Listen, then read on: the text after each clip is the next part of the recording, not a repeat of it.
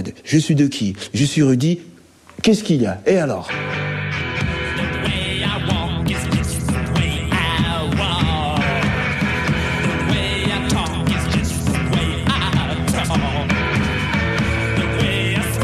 À l'époque, j'avais une meuf qui était au bahut à Montaigne.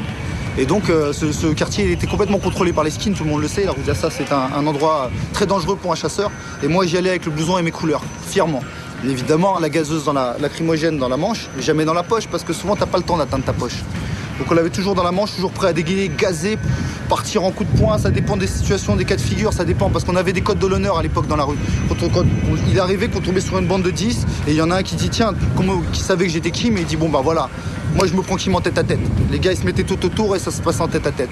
Il arrivait même que ce mec-là se fasse complètement démolir, que ses copains me touchent pas, que je lui arrache ses couleurs au sol et que je reparte la tête haute au milieu d'un quartier skinhead, sans qu'il me touche. La différence de maintenant, c'est que t'es noyé dans la masse, t'es un peu tout le monde. Les feux-fa, ils ont des casquettes comme ça avec marqué AG ou machin ou truc, on les voit plus. Et les mecs, quand ils feux-fa, on les voit plus non plus. Les Zoulous, c'est tous uniformes, et ainsi de suite. Alors, vraiment, le truc qui représentait l'époque, c'est que chaque deux bancs, ils avaient vraiment leurs idéologies, leurs couleurs, leur façon d'être, même leur façon de marcher, voir. Tu vois, c'est un truc qui différenciait les autres, quoi. C'est un truc qui pouvait vraiment... C'est surtout un truc que tu devais assumer du début à la fin, du matin au soir. Alors voilà, les bandes, elles avaient toujours un petit truc à elles. Par exemple, le blouson de la bande, on va dire, c'était toujours le bombardier, le bombers. C'est les blousons dans Paname, toutes les bandes, elles ont porté ça. Les premières bandes, elles portaient tous des bombardiers et des bombers et des fly jackets. Pas de perfecto. Chez nous, il n'y a pas de perfecto. Ça, c'est les trucs pour les mecs avec les cheveux graisseux. Non, nous, c'était le fly jacket, bombardier, bombers. Toutes les bandes avaient un point commun, on avait tous se couper les cheveux chez Simplon. Donc on avait tous la même pecou. On avait une pecou, c'était un tremplin. En fait, Simplon, c'est un coiffeur spécialisé en coupe afro. Et il nous faisait des coupes qu'il faisait au Black Panther. C'était une espèce de tremplin que tu voyais. On avait un petit peu les cheveux rasés sur le côté et puis une espèce de brosse comme ça. Les skins, eux, par contre, ils se prenaient pas la tête. Ils prenaient un rasoir bic et hop, ils y allaient. Donc je répète, les premiers chasseurs n'avaient rien à voir avec des skinheads, même si on avait des bombers, même si on a porté leurs chaussures, adopté leurs techniques de combat. C'est comme on a combattu en face d'eux, on a vu qu'ils étaient efficaces, ils avaient les triplex. Franchement, une fois je me suis retrouvé en face des skins du FIAP, ils m'ont sorti la triplex, j'ai vu que bon, c'était efficace. J'ai dit bon, j'ai copié ça. Les docks, prends-toi un grand coup de dock dans ta tête avec des fers de combat sur l'arrière du crâne, c'est l'équivalent d'un coup de batte de baseball. Donc là aussi on a trouvé que c'était efficace, donc on a copié. Ensuite le bombers, écoutez, le bomber ça coûte de l'argent. Comme on tapait ces gens-là, on profitait, on prenait leur blouson, on s'habillait avec. D'ailleurs, je me rappelle que pour le test initiatique de ma première bande, les Red Boys, que j'ai formé moi-même, dans le 13e, du côté de l'Amiral Mouchier, près de CTU, et personne n'avait de bombers au début. Donc tout le monde arrivait et on dit, voilà, première chose, il va falloir que tu trouves tes vêtements. Et on les volait à des ennemis. Il n'y a pas moyen de dépouiller un civil qui porte un bombers. Le bombers, il faut qu'il soit pris sur un skin. Les docks, il faut qu'elles soient prises sur des skins. Les bagues de combat, il faut qu'elles soient prises sur des skins. Et vous savez, pour prendre des bagues de combat sur un skin, il faut le soumettre. Parce qu'il faut que les enlève lui-même. Après, c'est compliqué d'enlever des bagues de combat. Après, on rentre dans des barbaries que j'ai pas envie de parler. C'est pas compliqué. T'as une paire de paras, t'es en combat. Les Nuskies ont des paras, toi t'as des bottes allemandes ou des paras coquets pareil, tu vois, c'est coq contre coq. Les mecs ont des bagues de combat, des gants plombés, des machins, t'as gants plombés contre gants plombés. T'as une batte dans le dos parce qu'ils ont des battes dans le dos. T'as un bomber parce que tu veux pas te faire accracher le col. Et t'as une coupe courte parce que tu veux pas te faire prendre par les vœux. T'es un guerrier dans la rue, on me dit que eux c'était des guerriers. C'est à part de cette idéologie-là. Moi je me réveillais le matin, je me mettais pas dans ma glace en me faisant genre putain je vais me faire Gosbo. Je vais me faire non, je vais être dégueulasse, je vais avoir une sale gueule parce que je veux que le musqué en face il trempe quand tu vas avoir ma gueule. C'est ça. Parce que c'était un truc de guerre vraiment quoi. C'était vraiment. C'était la guerre quoi, c'était la guerre quoi. La grande nouveauté à ce moment-là, c'est qu'il y a un radicalisme antifa qui se développe et qui n'est pas du tout politiquement encadré. C'est-à-dire qu'on n'est pas issu d'organisations, tu vois, et donc c'est vachement brut, c'est vachement violent forcément, c'est vachement radical et ça échappe au contrôle de tout un chacun, tu vois. Le truc, c'est beaucoup de gens disaient ouais mais c'est des humains comme les autres, ce que vous faites c'est comme eux, c'est pas ça. Nous on part sur le principe que lorsque quelqu'un est nazi dans sa tête ou nationaliste, si en plus il est habillé avec des paraboots ou des triplex sur lui, il peut passer à l'action en 2 secondes. Et lorsqu'on leur explosait la tête, c'était pour qu'ils puissent se dire que c'était dangereux d'être habillé comme ça.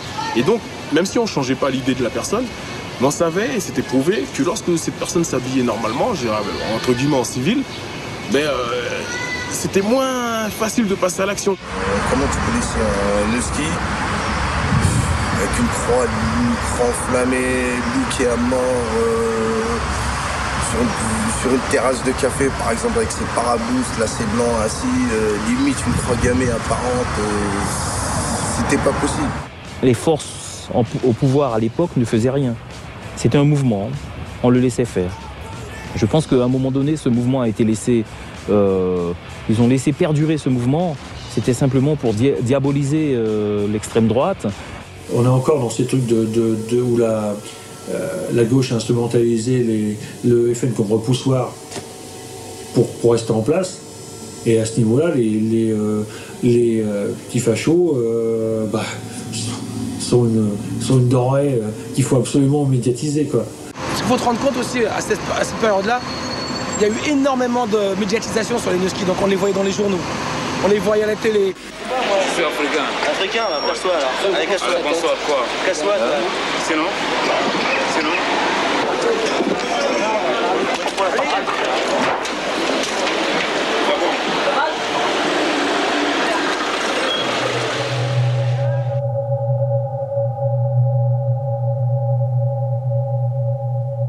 Ils s'entraînent, disent-ils, à la guérilla urbaine dans ce tunnel désaffecté de la petite ceinture de Paris. Les mecs, on les montrait dans les émissions juste parce qu'ils envoyaient des cocktails Molotov dans les... Ils faisaient des murs, sur des murs, ils faisaient des trucs de merde. Ou alors par moment ils agressaient un papa immigré de 45 ans, un vieux, et ça faisait parler. Et ça on s'est dit mais c'est pas possible.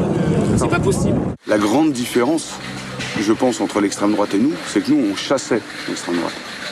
Eux, des fois, ils attendaient, si on se trouvait, on se tapait. Nous, on les chassait. On sortait le soir pour en trouver. C'est ça la grande différence. C'est qu'on cherchait du faf. À ma connaissance, en tout cas, à ce moment-là, ça n'existe pas dans les autres pays. Enfin, tu vois, on est vraiment les premiers ici à Paris à avoir développé cette espèce de radicalisme militant et actif, cet activisme antifa dans la rue. Bon. Et c'était surtout, à ce moment-là, on est en pleine montée du FN, etc., qui commence à faire des cartons aux différentes élections. On est tous, nous, bien conscients que c'est la partie visible de l'iceberg. Le fascisme, on sait très bien, ou le racisme et tout ça, que ça se passait beaucoup dans les bureaux. Mais nous, notre importance, c'était les militants qu'on voyait dans la rue. Dans les rues, dans les ruelles, partout, quoi, dans les concerts, dans les soirées, quoi. Même si la politique de l'époque, ainsi de suite, ne pouvait pas permettre à ces gars-là de fermer leur gueule et leur dire qu'ils avaient tort, en gros, bah nous, on l'a fait. Même si c'était pas encore mature, il y avait la volonté de s'inscrire dans une démarche politique et idéologique. Politiquement, il ne faut pas non plus nier l'évidence, la plupart d'entre nous sortions de l'adolescence. Qu'est-ce qu'on voyait? Une grande déception politique, que ça soit la droite, que ça soit la gauche, et jusqu'à présent d'ailleurs, n'apporte pas spécialement les changements espérés par la jeunesse française. Je pense aussi qu'il y a une génération immigrée qui a une prise de conscience, qui est là depuis suffisamment longtemps pour finalement pas avoir le réflexe uniquement communautaire, mais s'impliquer socialement dans le pays, comme des jeunes Français. Je crois que ça joue quand même pas mal. Ça va être récupéré par les trucs comme SOS Racisme, hein, ça c'est flagrant, mais cette prise de conscience elle est évidente dans les quartiers. Il y a des gens qui se disent moi je suis français comme les autres et puis je ne vais pas leur laisser marcher sur les pieds. Ça c'est une réaction qui est normale. À l'époque, alors moi j'étais un jeune des cités. Sur le plan identitaire, c'était le flou total. Moi, en tant que jeune, je ne savais pas où j'allais, qu'est-ce que je faisais exactement. Bon, mais autant qu'individu black, il y avait surtout beaucoup de frustration. Il y avait beaucoup de frustration. On n'avait pas de modèle, on n'avait pas de repères, il n'y avait rien. Donc, lorsqu'on s'est retrouvé pris dans ces mouvements-là, on avait déjà l'impression d'exister.